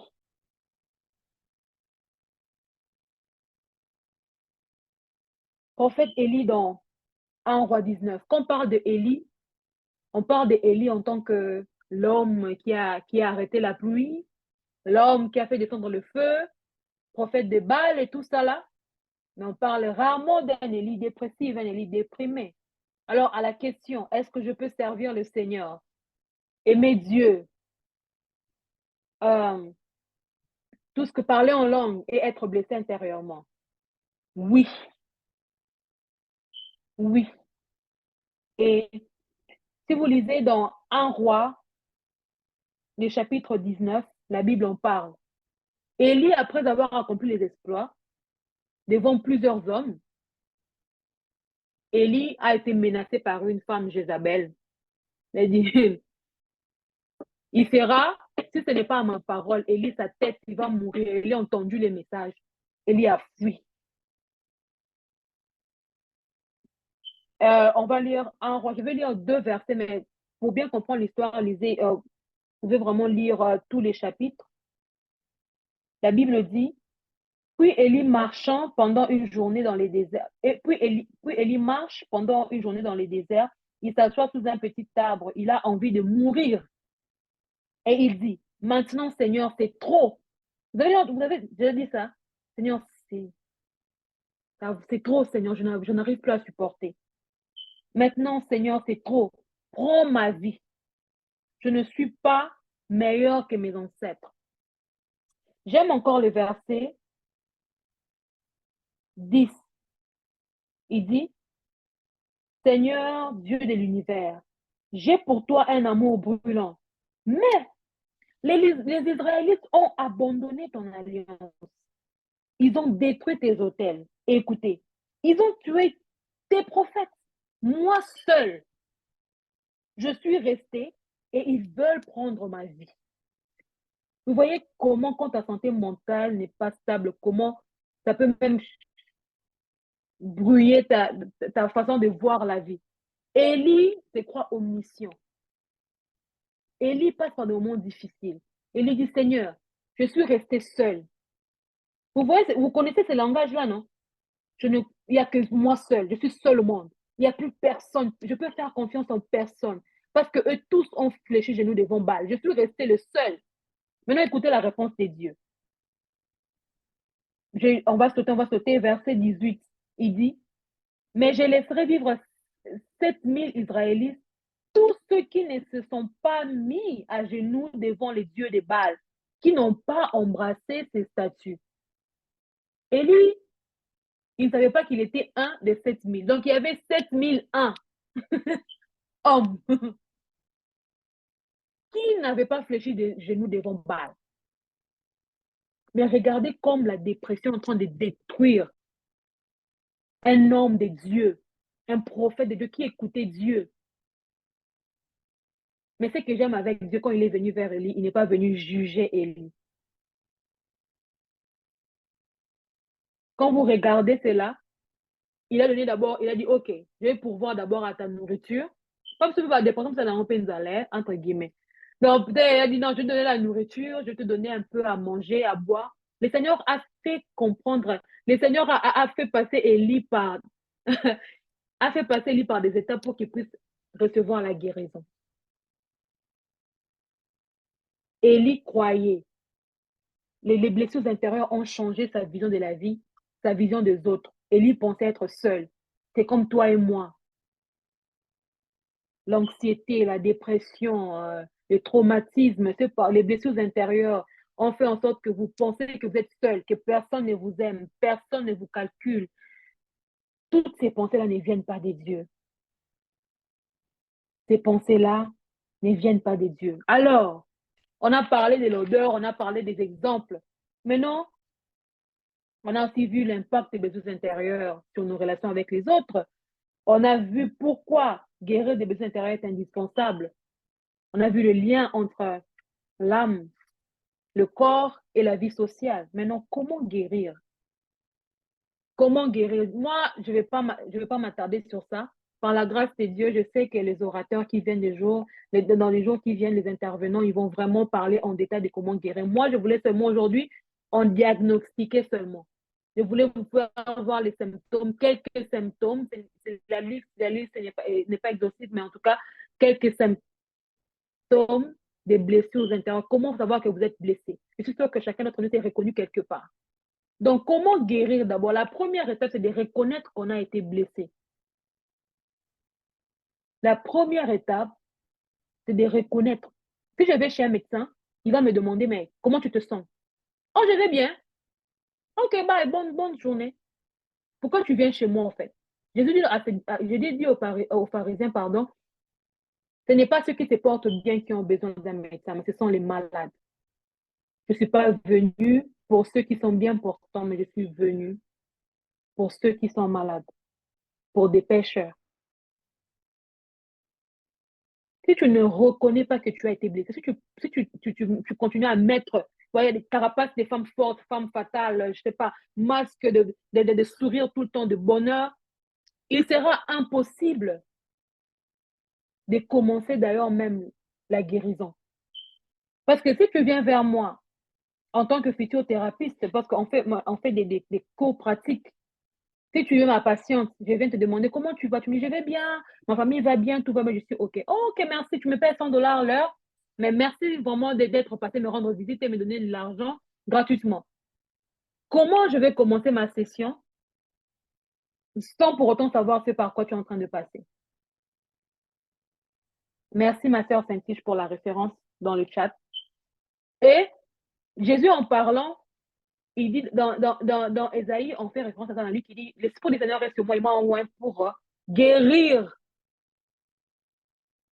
En tout cas, mettez-moi les versets dans le chat. Il dit, il guérit aussi les cœurs brisés. Souvent, je disais qu'on parlait de Jéhovah Rapha. Le verset de l'Esprit du Seigneur est sur moi, dans Luc, la référence de Jésus, s'il vous plaît. Jésus, des chrétiens qui vivent dans la dépression, ce sont des chrétiens qui sont comme ces personnes. On a entendu beaucoup l'histoire de cet homme-là qui a acheté son billet d'avion, classe business, et puis tout était inclus, lui, il ne savait pas. C'est comme nous, quand on est sauvé, on nous fait croire que Dieu s'occupe seulement du spirituel et on laisse le côté santé mentale, alors que c'est disponible en Christ. Nous, on s'occupe du côté spirituel et on laisse Dieu de côté par rapport à notre santé mentale. On est comme cet homme-là qui a reçu son billet, business class, on lui offre champagne à billet. D'ailleurs, en bas là-bas, c'est cher. Maintenant, dans l'avion comme ça, champagne, c'est 200 $. Ah, mais on offre les sandwichs d'abord en bas là-bas, à la Gombe là-bas, c'est d'abord 10 $. Ici, à l'avion, ça sera 50 $. Avec tous les billets chers là que j'ai payés, je vais encore acheter les sandwichs ici dans l'avion. Et on raconte l'histoire pour dire que cet homme-là, en descendant, l'autre lui a demandé, mais messieurs, on vous a offert des bouteilles de vin qui sont chères, vous avez refusé. On vous a offert de la nourriture. Oh non, non, j'avais déjà payé mon billet très cher. Là, vous rajoutez encore de la nourriture. Je ne voulais pas encore payer des frais supplémentaires. Non, non, non, non, c'était inclus. C'est comme plusieurs d'entre nous. Nous vivons la vie chrétienne, des chrétiens tristes. Quand nous allons arriver au ciel, le Seigneur te dit, mais je t'avais proposé, je t'avais envoyé des gens qui pouvaient t'aider avec ta dépression. You made it. Tu es arrivé au ciel. Mais je t'avais envoyé des humains qui voulaient t'aider avec ta dépression. Je t'avais envoyé des statues que tu regardais qui parlaient de cette conférence. Je t'avais envoyé des versets bibliques qui parlaient de la guérison. Mais Seigneur, je pensais que tu ne t'occupais pas de ça. Il dit, mais c'était inclus dans le salut. Si Christ voulait qu'on soit seulement pour le ciel, quand on allait seulement le recevoir comme Seigneur et Sauveur, on allait être enlevé. Quand tu dis c'est mon Seigneur, je te reçois, tu changes, tu décides par la grâce de Dieu de donner ta vie à Christ, de changer les directions, de te repentir, il va directement nous enlever. S'il veut que nous restions ici sur terre, c'est parce qu'il veut que nous puissions prospérer. Et nous ne parlons pas de prospérité en termes de matériel seulement, mais nous parlons de la prospérité de ton âme. Nous parlons de la restauration de ton être intérieur qui va se répéter à l'extérieur. OK? Et deuxièmement, il faut se décider d'entrer dans le processus de guérison. Première étape, reconnaître. Deuxième étape, décider d'entrer dans les processus. Et comme je l'ai dit, ceux qui viendront après moi, ils vont parler de ces processus-là. Donc, tu reconnais. Et puis, deuxièmement, tu acceptes d'entrer. Parce que comme on l'a dit, Jésus est disponible. Tout est inclus dans le salut. Mais est-ce que toi, tu es prête? Tu es prêt en venant dans cette conférence? En venant à cette conférence, est-ce que tu t'es préparé, tu as préparé ton cœur pour entrer dans les processus? Est-ce que tu t'es assez préparé? Tu es prête, la sœur Patricia nous avait dit de préparer nos blocs-notes.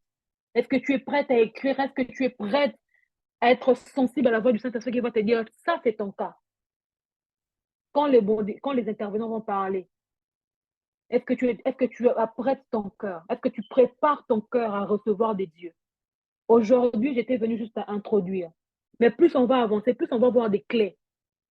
Si tu n'étais pas encore prête jusqu'à aujourd'hui et que tu vois que je voulais juste répondre à Patricia ou à d'autres personnes qui t'ont invité parce que ce sont tes amis, on ne sommes pas ici, ce n'est pas un rassemblement des amis. Ce n'est pas un rassemblement des sœurs de ICC. Non. Nous sommes là parce que nous répondons à un rendez-vous divin. J'aimerais que si tu n'étais pas encore préparé jusque-là, que mon introduction te pousse à te préparer. Nous avons vu les dégâts que ça peut causer. Tu peux passer à côté de ta destinée à cause des blessures. Prépare ton cœur. Décide aujourd'hui d'entrer dans les processus. Et tu ne peux pas entrer sans Christ.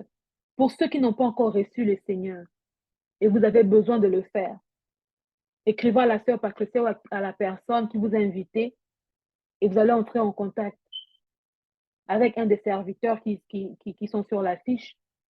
Ou si vous avez un nom en particulier, vous vous sentez proche ou quoi que ce soit, vraiment recevez Christ parce qu'on ne peut pas parler de la guérison sans Christ. Et Christ va utiliser différentes méthodes. Il peut utiliser la thérapie, il peut utiliser des personnes autour de toi. En tout cas, on va voir toutes ces choses dans les jours qui viennent. Mais aujourd'hui, j'aimerais juste que tu reconnaisses d'abord dans quel domaine de ta vie tu as été blessé, dans quelles circonstances, quel environnement. David pouvait dire, sonde-moi et connais mon cœur. Tu me sondes et tu me connais. Aujourd'hui, vraiment, on va faire la prière, Seigneur, sonde-moi et connais mon cœur.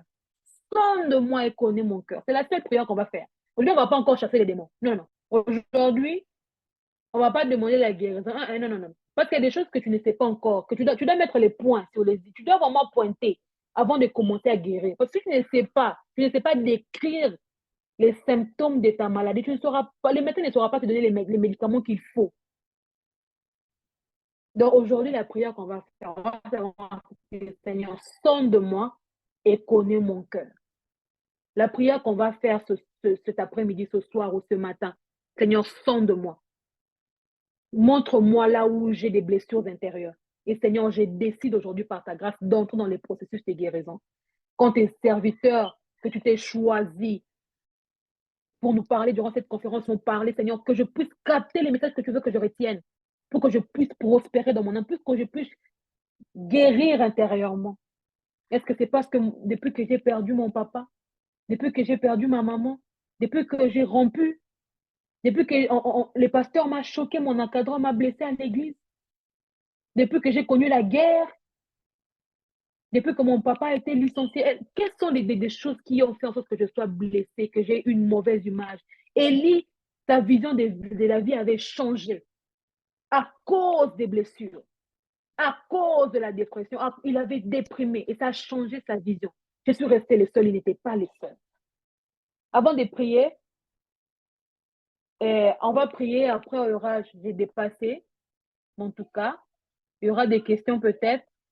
Je sais pas, mais j'aimerais quand même nous donner quelques versets. J'aimerais clôturer avec ces versets. Et puis, je vais nous donner quelques versets qui parlent de la santé mentale. Je vais donner 5 ou 6 versets qui parlent de la santé mentale. Vous pouvez méditer sur ça pendant la conférence, même après la conférence. Mon verset de clôture, pour clôturer, c'est Jonas 2, 5, 7. Jonas 2, chapitre 2, verset 5 au verset 7. La Bible dit, les eaux m'ont couvert jusqu'à m'ôter la vie. L'abîme m'a enveloppé. Les roseaux ont entouré ma tête. Je suis descendu jusqu'aux racines de montagnes. Les barres de la terre m'ont fermé pour toujours. Mais tu m'as fait remonter vivant de la fosse. Éternel mon Dieu, quand mon âme était abattue au-dedans de moi, je me suis souvenu de l'Éternel et ma prière est parvenue jusqu'à toi dans ton saint temple. Dieu est disponible pour te guérir. Dieu est disponible. Dieu est disponible pour soigner ton cœur. Alors, quelques versets, en tout cas, je vais les envoyer à Patricia, mais j'aimerais quand même le dire et elle va le communiquer dans le groupe. Quelques versets bibliques pour ceux qui souffrent mentalement, en attendant que nous recevons des clés pratiques dans les jours qui viennent. Vous pouvez déjà commencer à méditer là-dessus et le Seigneur, par sa grâce, il va opérer ce qu'il doit opérer dans vos vies. Philippiens 4, 6 à 7. Quelqu'un peut nous aider à écrire ça dans le chat? Philippiens 4, 6 à 7. 1 Pierre 5, 7. 1 Pierre 5, 7. Jean 14, 27. Jean 14, 27. Matthieu 6, 34. Matthieu 6, 34. Ésaïe 41, 10. Ésaïe 41, 10. Ésaïe 41, 10. Matthieu 11, 28 à 30. Matthieu 11, 28 à 30. S'il y a un verset que vous avez that you miss, just let me know. Faites-le moi savoir. S'il y a un verset qui vous a échappé, faites-le moi savoir. En tout cas, je pense que les modérateurs sont en train de faire un très, très bon travail. Que Dieu bénisse les modérateurs. En tout cas, merci, merci, que Dieu vous bénisse. J'ai vu que tous les versets ont été notés dans le chat. En tout cas, on va faire une seule prière, comme je l'ai dit. Aujourd'hui, c'était l'introduction. On va prier que le Seigneur sonde nos cœurs. Seigneur, montre-moi. Parce que je ne saurais être guéri si je ne sais pas là où je suis, là où j'ai été blessé. Prions au nom de Jésus. Là où tu es, tu pries, tu élèves ta voix, tu fais cette prière. Seigneur, Seigneur, s'il te plaît, tu me connais mieux que moi-même, Seigneur. Je ne peux pas prétendre me connaître, mais toi, tu me connais. Tu as dit à Jérémie, avant même que tu ne naisses, avant que tu ne sois formé dans le ventre de ta mère, je te connaissais. Tu sais, c'est par quoi je suis passée. Tu connais, Seigneur, les situations qui m'ont exposée dans les blessures intérieures. Seigneur, je prie que tu me les révèles, Seigneur Jésus. Sonde-moi et connais mon cœur. Révèle à tout un chacun de nous, Seigneur. Alors que je suis en train de parler, Seigneur, je prie que tu puisses même réveiller des souvenirs qui ont été cachés. Des blessures qu'ils ont enfouies, Seigneur, qu'ils ont cachées parce qu'ils avaient honte, parce qu'ils ont peur d'en parler. Seigneur, toi, tu sondes les cœurs. Je prie que tu fasses ton travail dans leur cœur, Seigneur, que tu puisses remettre à la surface tout ce qui était enfoui au-dedans d'eux, Seigneur Jésus. Fais-le pour ta gloire, Seigneur. Je prie que les jours qui restent, papa, que nous trouvons des clés pratico-pratiques pour pouvoir enfin guérir de nos blessures intérieures et profiter pleinement de la vie que tu nous offres en Christ. Et pour ceux qui ne te connaissent pas encore, Seigneur, et qui n'ont pas de relation avec toi, j'ai pris que ce soir, que cet après-midi, que ce matin, ça dépend de l'heure à laquelle ils nous écoutent, Seigneur, j'ai pris que ça soit une porte pour eux, pour entrer, pour revenir vers toi, pour faire partie de la famille d'enfants de Dieu, parce que la guérison n'est possible qu'en toi, Seigneur. C'est toi seul qui peut faire revenir notre cœur à l'état initial comme s'il n'a jamais été blessé auparavant. Papa, j'ai pris pour les autres intervenants, j'ai pris vraiment que ton esprit puisse couler et que tu fasses ton œuvre en nous, Seigneur, pour la gloire de ton nom. Merci, Seigneur Jésus, que la gloire et l'honneur te soient rendus. Au nom de Jésus-Christ, que le Seigneur nous bénisse vraiment. Soyez bénis, soyez bénis, soyez bénis. Amen. Voilà, Amen. voilà. Merci beaucoup, Benny, pour cette magnifique introduction où on est quand même allé en profondeur sur ce que c'est et comment les blessures intérieures se forment. Donc, en tout cas, merci beaucoup pour ça. Comme elle a dit, il y a également un temps de questions-réponses. Vous pouvez soit utiliser le lien qui a été partagé dans le chat, soit écrire aux personnes qui sont co-hosts ou à moi-même ou aux personnes qui sont modératrices. Donc, n'hésitez pas, vous pouvez envoyer vos questions. Donc, Vénie, moi, je vais te lire quelques questions. Mhm. Bah, tu vas, tu vas tout simplement répondre selon que tu as inspiré. Donc, la Mhm. première, elle est assez courte. Combien de temps ça peut prendre de guérir? Ou tu veux que je les lise toutes? I don't know. Non, non, non, non, non, non, non. One by one, OK? Je n'ai pas une mémoire, j'ai vieilli, il ne faut pas voir ce visage, je suis vieille. Je suis vieille. Donc, wow. J'aimerais répondre comme Jésus quand on lui demandait quand est-ce qu'il va revenir. Il dit quand c'est le jour ou l'heure, personne ne le connaît, il n'y a que le Père. Pour dire que la société aussi nous met une pression sur les délais, les temps, et ça peut aussi être un frein par rapport à ta guérison. Euh, donc, pour guérir, ça ne dépend pas de l'humain, on ne met pas des timings, ça dépend de Dieu et de notre coopération. OK? Et comme je l'ai dit, Dieu est déjà prêt à nous guérir. Il est prêt, il est là disponible. Mais ça dépendra de nous, en fait, et de notre personnalité. Parce qu'il faut savoir aussi que Dieu nous a créés avec différentes personnalités. Moi, je vous ai dit que j'ai perdu 3 membres des familles en même temps. J'ai été blessée, j'ai connu mes moments de traumatisme et tout ça là. Ça m'a pris du temps que ça m'a pris. Et ça m'a pris 1 an pour réellement. Bon, je ne vais pas dire que pendant 1 an, j'étais dans la dépression et tout ça là. Mais il suffisait de voir une photo, d'entendre une voix, une histoire, pour avoir une larme qui coule et tout ça là, pour avoir la douleur, comme si j'avais reçu la nouvelle hier encore. Mais ça a pris le temps que ça a pris. Et maintenant, là, quand je parle de ces personnes, je bénis Dieu, comme je dis, la vision a changé. Je parle pas, maintenant, au lieu de me concentrer sur comment ils étaient partis, parce que c'était un choc, maintenant, je pense à tous ceux qui m'ont, à tous les biens qu'ils ont eu à me faire, et je parle d'eux en célébrant leur vie, au lieu de raconter comment tragique a été leur mort. Tout ça pour dire que ça dépend de Dieu et ça dépend de notre coopération. Et ça dépend aussi de la manière dont nous nous ouvrons. Je veux dire que ça fait 1 an pour moi parce que je disais que je vais bien. Ça va, oui, c'est normal. On était très proches, c'est normal que je continue de pleurer. Alors que ce n'est pas normal. À un certain moment, il faut que tu vives. Ta vie n'est plus liée à ces personnes que Dieu a rappelées vers eux. Donc, vraiment, il faut être vrai. La guérison, ça sera aussi rapide du fait que nous soyons vrais dans la présence de Dieu. Quand nous nous rapprochons de Dieu, nous lui exposons tout. Seigneur, ça fait mal. Seigneur, je suis fâchée. Seigneur, je suis choquée. Je ne pouvais pas penser qu'un enfant de Dieu pouvait me répondre comme ça. Je ne pouvais pas penser qu'un serviteur de Dieu pouvait me traiter comme ça. Tu lui dis tout ce que tu ressens. Seigneur, ça m'énerve, j'ai envie de l'étrangler. Tu dis tout. Quand on prie, sois sincère. Seigneur, je déteste cette sœur. Je déteste ces frères. Être vrai dans la présence de Dieu, c'est aussi une clé pour accélérer notre guérison.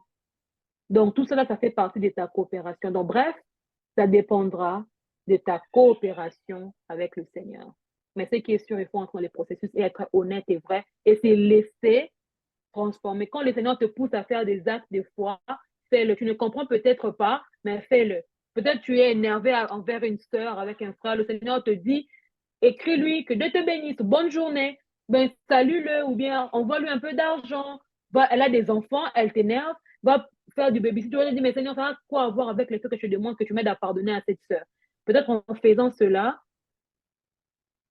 ça va t'amener à pardonner. Donc, ça dépend de notre coopération. Mais ce qui est sur la guérison impossible. Voilà. C'est bon? Oui, c'est bon. C'est bon. J'espère qu'on m'entend bien. Ça me dit que ma connexion n'est pas stable. En tout cas, Mhm. oui. Donc, combien de temps ça prend, comme elle a dit? Je vais juste faire comme un recap de ce que tu as dit. Il n'y a pas comme un temps Mhm. précis. Tout dépend vraiment de vous, de votre coopération. Elle a parlé de votre coopération avec Dieu parce qu'on reconnaît que on a besoin de Dieu dans ce processus. C'est lui qui nous connaît mieux que personne. Donc, le travail qui doit être fait, il va se faire pour aussi longtemps ou alors à l'extension à laquelle on dépend de lui. Donc, La quand est-ce flexibilité aussi. la Mhm. flexibilité? Donc, il faut, c'est ça, coopérer avec Dieu, être vrai et se laisser transformer, donc être vraiment ouvert aux transformations de Dieu, que Dieu veut faire en nous. Merci beaucoup. Donc, comme deuxième question, la personne demande, est-ce que nous-mêmes, on peut être source de nos propres blessures? Donc, nous-mêmes, on cause nos propres blessures. Ouais. Oui, oui, oui, oui, oui, oui. Et on l'a vu dans le cas d'Élie d'ailleurs, hein? Mhm, Élie, on l'a simplement menacé. Élie s'est fait des idées. Quand nous lisons un roi 19, on se dit, mais est-ce que c'est le même prophète Élie? Donc, mhm, nous-mêmes, autant on peut créer des blessures intérieures. Je vais mhm, donner un autre exemple. Par exemple, il y a la pression de la société. Ou bien tu te mets la pression toi-même. Voilà, comme on est des femmes, je dois me marier avant 30 ans. Je ne sais pas ce qui se passe après 30 ans, mais j'ai l'impression que beaucoup de femmes pensent que la mairie ferme des portes à 30 ans. Bref. Donc, à 30 ans, je dois me marier et tout ça là. Et Dieu, dans sa grâce et sa miséricorde, il fait en sorte qu'à 29 ans, il n'y a pas de frère à côté. Voilà. Et du coup, la sœur, une maman qui est très bien intentionnée, elle te parle sans pour autant te critiquer. Elle te dit, ah oui, ma sœur, en tout cas, ces derniers temps, j'ai pris beaucoup pour ton mari, tout ça. Elle vient avec une bonne intention. Et nous, tellement qu'on a nos expectations, comment on dit expectations in French? Nos, Sous attente. nous avons nos attentes qui n'ont pas été, um, comment, garder des meet your expectations.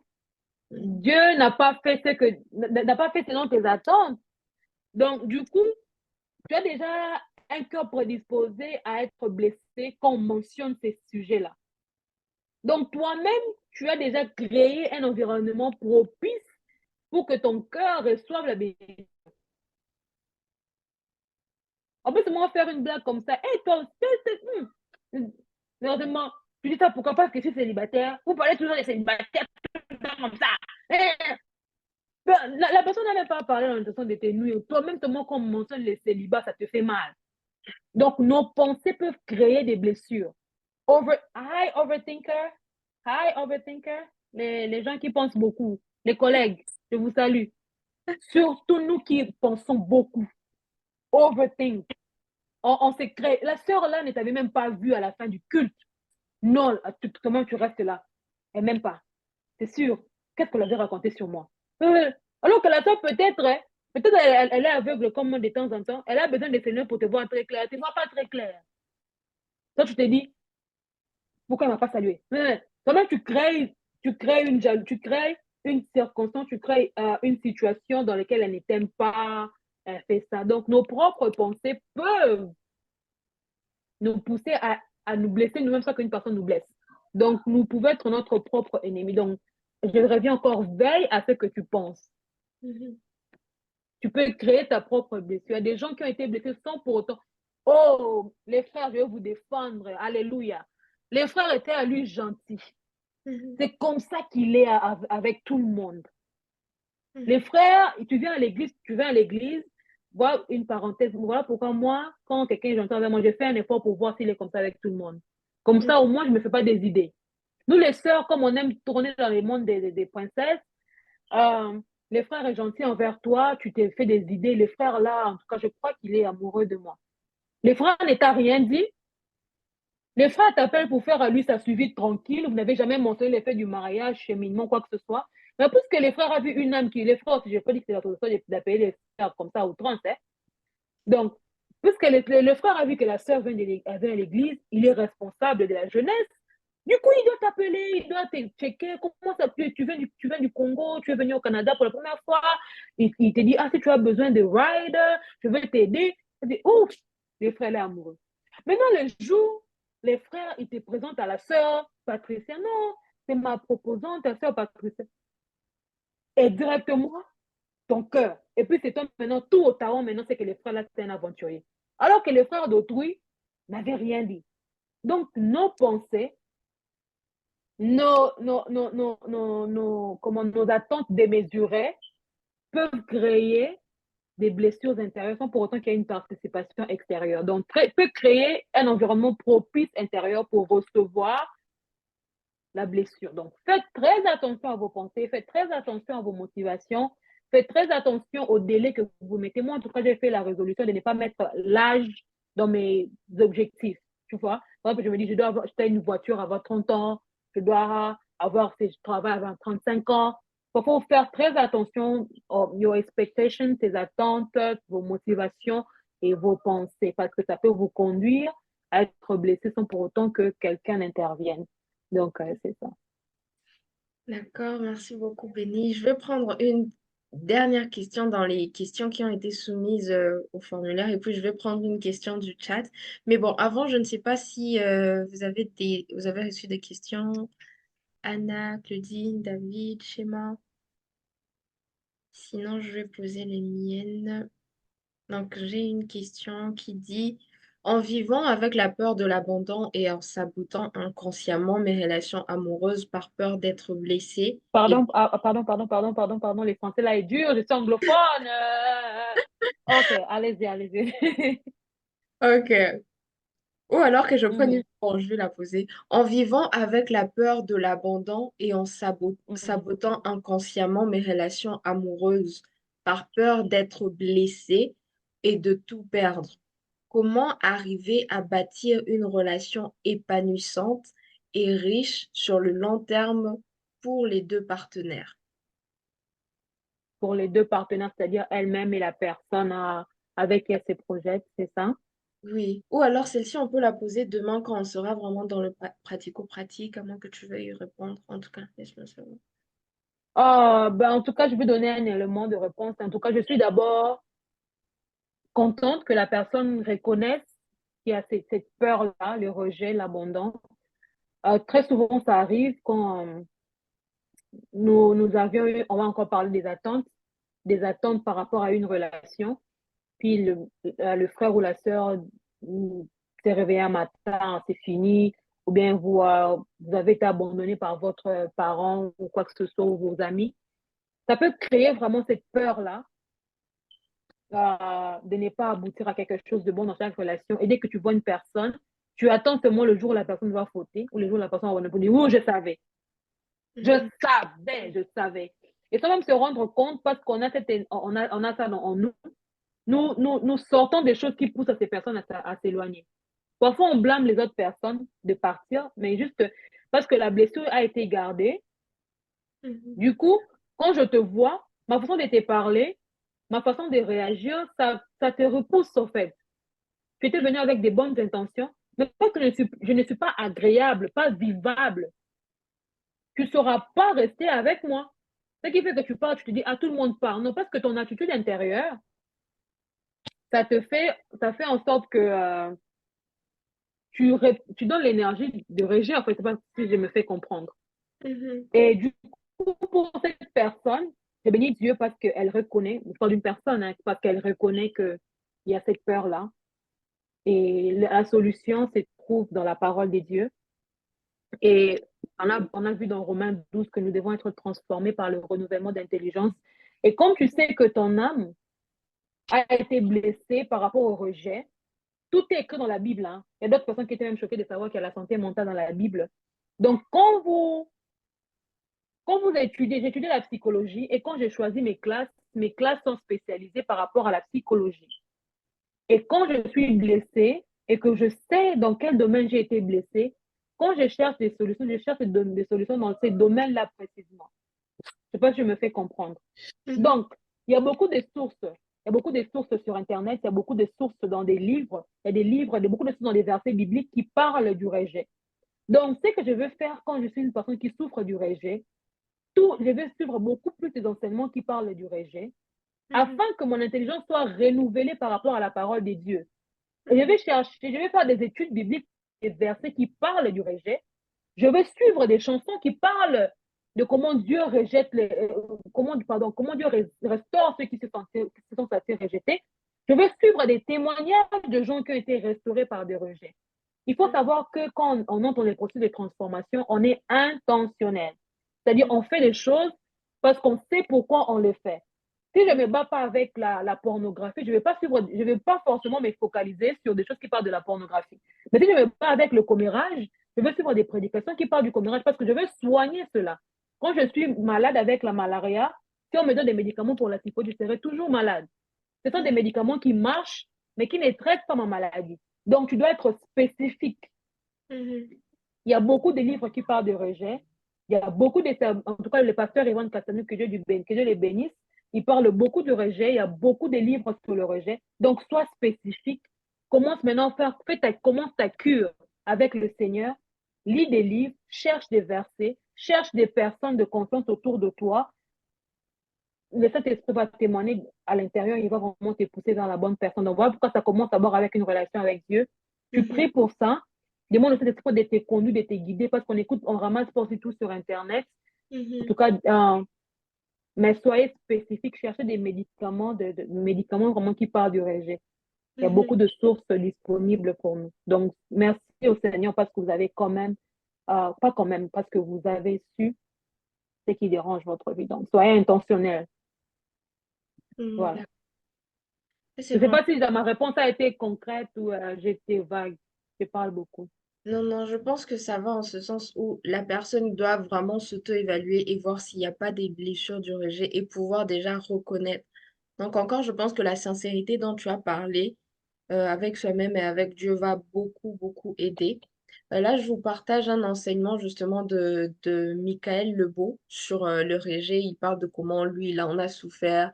Il parle des symptômes. Il parle de comment est-ce qu'il s'en est sorti. Donc, n'hésitez pas à y faire un tour. Je vous recommande aussi fortement le nouveau livre de l'apôtre Ivan, Sortir des prisons antérieures, où il parle vraiment de comment la plupart de nos réactions, c'est vraiment des raisonnements qui sont à l'intérieur de nous. Ça façonne notre façon de penser et ça va nous amener à réagir d'une façon ou d'une autre. Donc, c'est un livre aussi qui est assez complet, vraiment, vraiment, vraiment complet. Donc, je vous le recommande également. Donc, Yes. on a déjà 18 minutes au-delà de notre Mais temps. qui s'est plaint là-bas? Qui s'est plaint? Qui s'est plaint dans le Est-ce que chat? vous permettez que je pose une dernière question comme ça, on finit à 30 ou alors Qui on s'est plaint dans le revient. chat? Vous allez faire quoi d'ailleurs? Après ça, quand on va finir, vous avez toute votre vie avec. On n'a pas la conférence tout le temps. Jésus pouvait dire à ses disciples, vous ne m'avez pas tout le temps avec vous. Hein. Donc, Ok. Donc, je vais combiner quand même deux questions parce qu'il faut quand même qu'on on va finir à 30.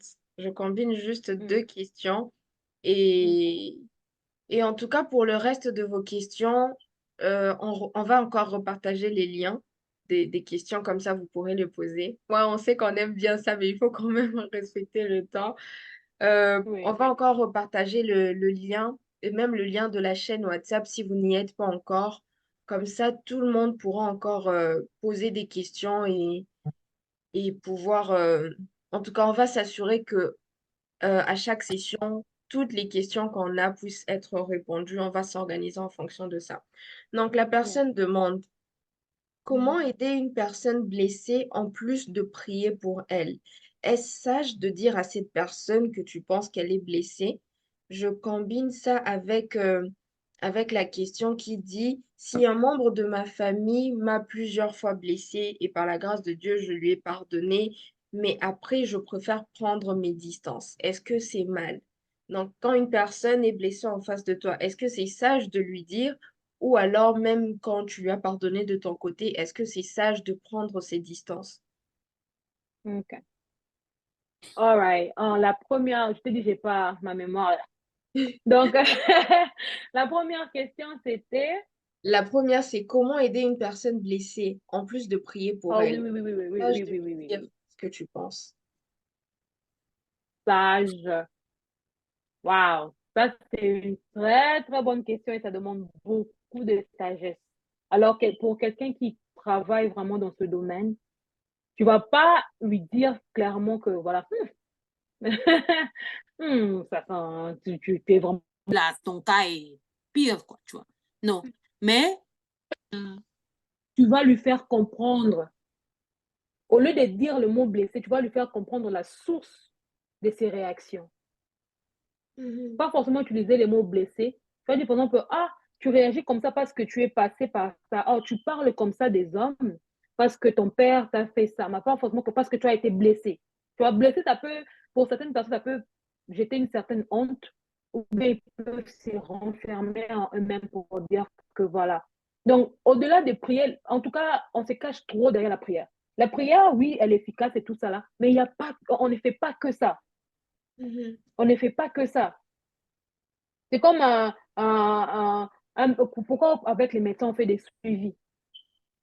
Et pour aider d'abord quelqu'un de blessé, il faut avoir beaucoup de compassion. mhm, Beaucoup de compassion, moins de jugement. Parce que peut-être que tu n'es pas blessé dans le même domaine que la personne, mais tu as certainement été blessé, ou bien que tu es toujours blessé dans un domaine que tu ignores. Donc, beaucoup de compassion et aussi avoir un grand cœur. mhm, Les suivis, c'est très important. Et il faut savoir qu'on n'y va pas avec notre force. On n'y va pas avec nos connaissances parce que nous sommes limités.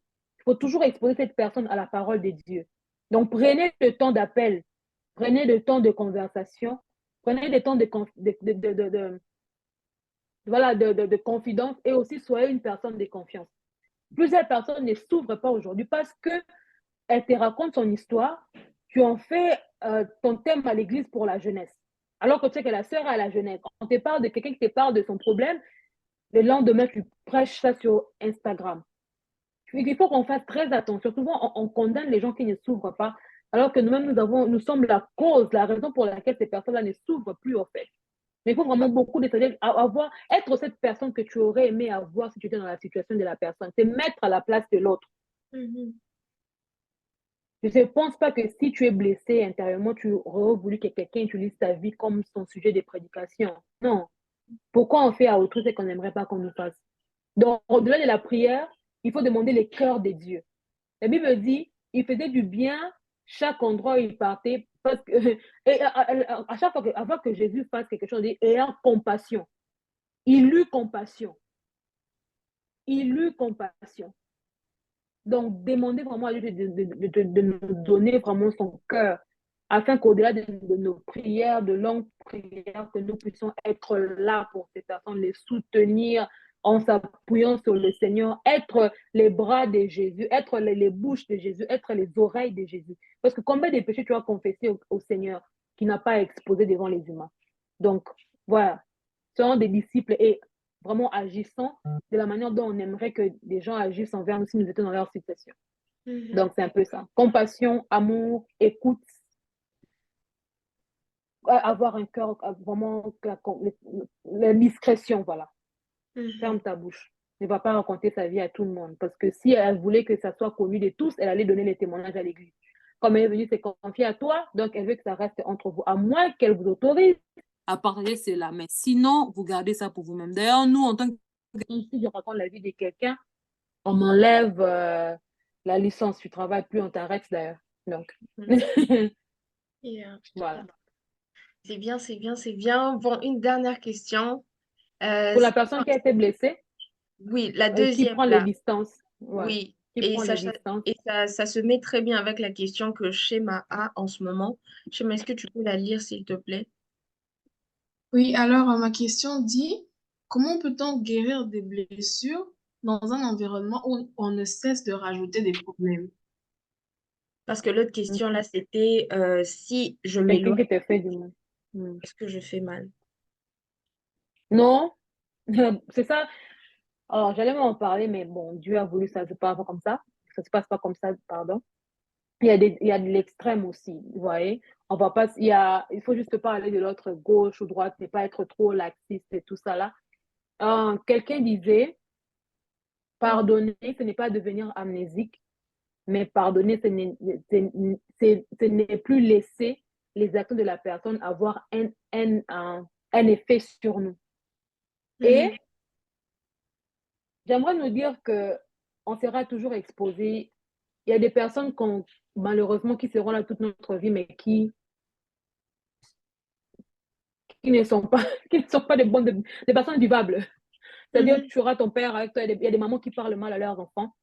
Mais quand on parle d'éveiller sur son cœur, c'est aussi, comment on dit, c'est armer. You arm yourself. C'est-à-dire, tu, tu, tu te prépares aussi. Quand tu connais les caractères de la personne, tu ne Mhm. l'exposes pas à des circonstances qui vont le pousser à manifester ces caractères-là. Je m'explique. Par exemple, je connais une personne qui, à chaque fois que je lui raconte ma vie, elle va raconter ça à l'autre personne. Et Mhm. la sagesse va me dire, tu pardonnes à la personne, mais tu ne lui racontes plus ta vie. Et il y a des gens que nous pouvons aimer de loin. Christ nous appelle à aimer tout le monde, mais ne nous appelle pas à faire entrer tout le monde dans notre cercle privé. Lui-même, il y avait la foule, il y avait le 12, il y avait le 3. Exemple par excellence. Il y a des gens qui doivent être la foule. Il y a des gens qui doivent être le 12. C'est-à-dire, tu parles en parabole à la foule, le 12 s'y explique. Mais quand tu as Guetté maintenant en train de pleurer, il n'y a que Pierre, Jean et Jacques qui doivent être là. Prendre les distances, ce n'est pas mauvais. Mais quel est l'état de ton cœur en prenant la distance? Là, on parle seulement d'intérieur. En fait, ça ne se voit pas forcément. Mhm. Si je prends de la distance en ayant la haine envers Patricia, c'est une mauvaise distance. Mais si en pardonnant et en l'aimant, et que Patricia, je suis capable de lui faire du bien. Si elle veut me Mhm. demander de l'aide, je suis capable de l'aider, de lui faire du bien. Mais je ne la fréquente plus tout le temps. J'évite de m'exposer dans des situations qui peuvent faire que je sois blessée. Mhm. Tout se passe dans le cœur. Tu as pris la distance, oui. Mais quel est l'état de ton cœur quand tu vois la personne? Est-ce que si vous vous retrouvez dans une même table à la fête, tu pourras parler à la personne sans être fake? Parce que les Américains disent fake it until you make it. Je parle de quelqu'un qui est vrai dans ses motivations. C'est-à-dire, Mhm. tu as un bon cœur quand tu vois la personne, tu l'aimes toujours, tu pries pour la personne, tu es capable de lui faire du bien, mais cette personne ne fait plus partie de ton cercle privé parce que la personne continue de te blesser. Donc, nous avons aussi la responsabilité de veiller sur nous, Mhm. de veiller sur nous, de prendre des distances qui sont saines. En ayant un bon cœur, tu prends tes distances, mais ton cœur n'est pas meurtri, ton cœur n'a pas de haine, ton cœur n'est pas amer. Donc, Mhm. la distance saine existe. Veillez sur vous. Ne laissez pas tout le monde faire n'importe quoi parce que vous êtes enfant de Dieu. C'est ça aussi l'extrême. Parce qu'on est enfant de Dieu, on est gentil, on laisse tout le monde nous marcher dessus. Non, non, non. Jésus n'a pas laissé les gens faire n'importe quoi dans la maison de son Père. Nous sommes les temples. Jésus n'a pas laissé les gens vendre dans, euh, dans son temple. Nous ne pouvons pas laisser les gens nous malmener dans le temple du Saint-Esprit. Attention, hein, attention. Mais veillons sur nos cœurs, n'est pas être dans la haine, mais les distances saines, c'est possible. Veille sur ton cœur seulement, d'être dans l'amour, et voilà. L'autre, là, ça répondait à la question, non? Oui. Moi, je trouve que ça a répondu à la question. Et à la dernière, là, que le frère avait demandé, qui était dans le chat. Oui, parce que Ouais. la dernière, c'était vraiment celle des distances. Et puis l'autre, c'était comment guérir dans un environnement qui ne fait qu'en rajouter. Tu as parlé de garder son cœur, de maintenir autant que quand le peut des distances saines, mais il faut toujours veiller à ce qu'on entretient dans le cœur, donc nos motivations quand on est en train de le faire. parce que justement pour ne pas non plus cacher des blessures autour de non, je décide de m'éloigner.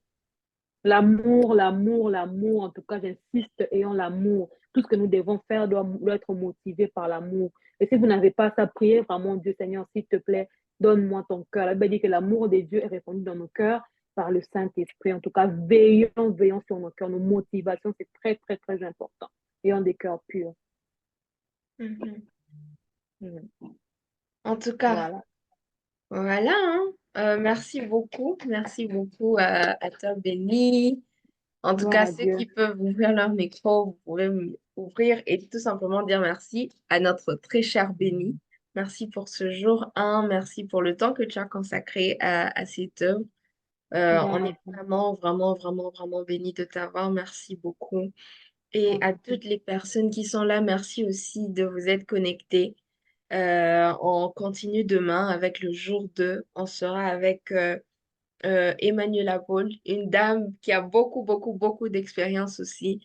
Donc, ne ratez pas demain.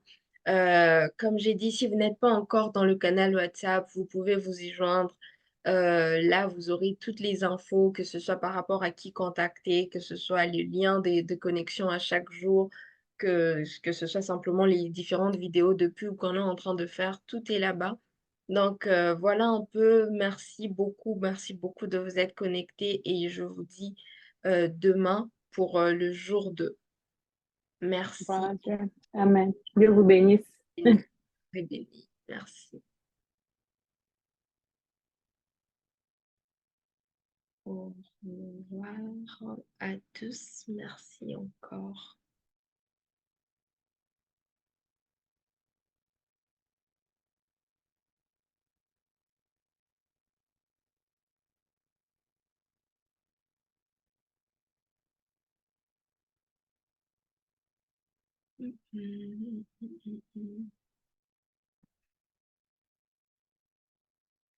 Béni, on a dit, c'était très enrichissant, très bénissant. Merci pour ta sagesse, comme d'habitude, que Dieu te bénisse. Ça, c'est un message de Rosie.